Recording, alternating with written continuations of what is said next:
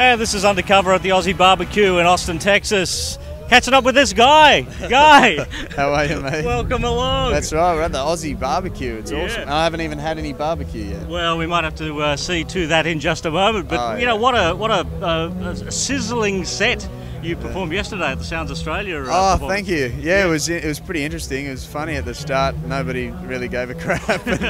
I'm thinking, oh man, I hope it's not like this for the whole thing. But it was pretty cool by the end of it. It was it was fun. I mean, this sort of thing it's always a tough crowd. Like you know, Josh Pike's on stage right now, and there's all these people who really want free food, and the guy's just amazing. But you know, like I guess like I was there when Josh just started. Yeah.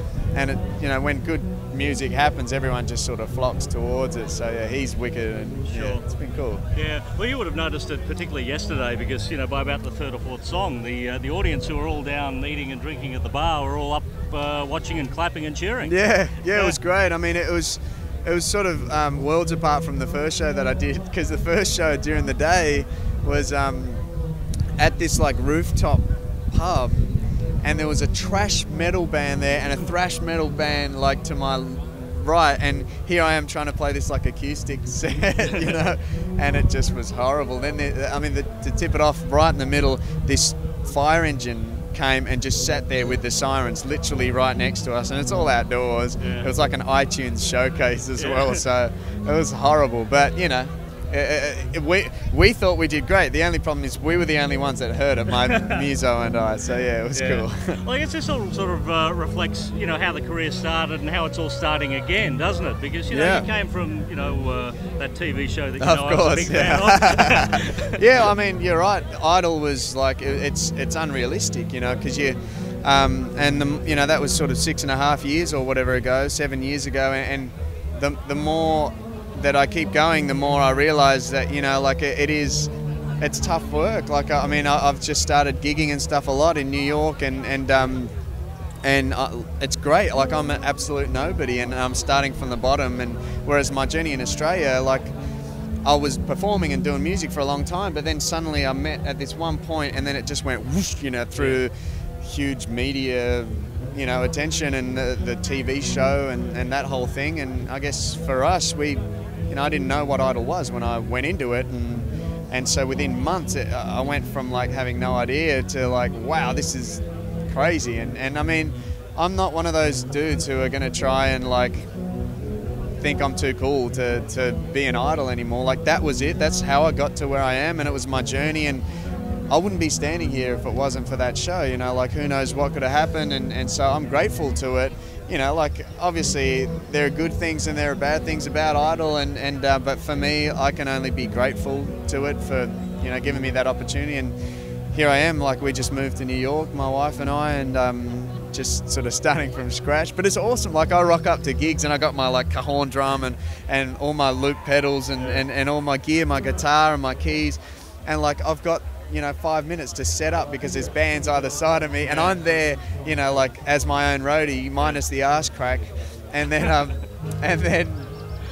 I've got to quickly pack down. You know, the soundie's like, quick dude, you know, the next band's waiting or whatever, and I love that feeling. I don't set my own stuff up back home. I'm loving it. Yeah. It was great seeing you as your own roadie yesterday as well. Oh yeah. Well done. Well done. Thank you. You know, you have got a job somewhere down the track. Oh yeah, you know? it's an art being a roadie, mate. They do that so quick back home, and now I've had to do it myself. I'm like, I'm slow as hell, and then people come up and chat to you, and you're like, all my gear's everywhere. I better go get it. But yeah. Let's talk about this new album. Do you have a title yet? It's called Like It Like That. Yeah, and that's the title track, and I mean we're sort of oscillating between Like It Like That and another song called All To Myself to be the first single. Yeah. I mean so far it's been All To Myself, but then the more we play Like It Like That, a lot of people kind of, you know, when I play it live, a lot of people are drawn to that, and it's such a no-brainer. You know, the hey-oh, the chorus says, hey-oh, do you like it like that?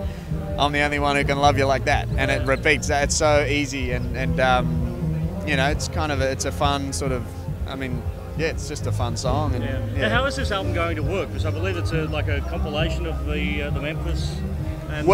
It was. I mean, actually, what originally happened was they were going to release the Memphis album in the US, and then my A&R guy, Larry Hamby, I was trying to juggle the two projects. I'm trying to do my 5th record for Australia, and my first record for the US.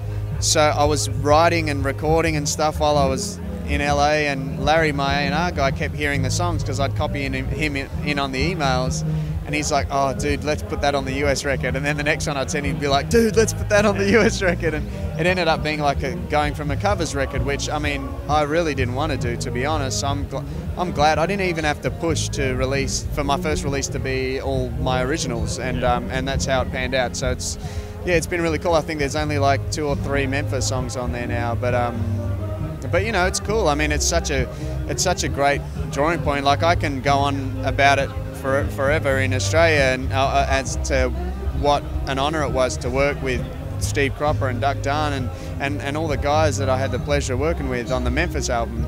But when I say it over here, it actually really does have a lot of stick. Yeah, and so especially, I mean, I'm in Texas, so it was pretty cool. Yeah, and now you've got the John Mayer band with you.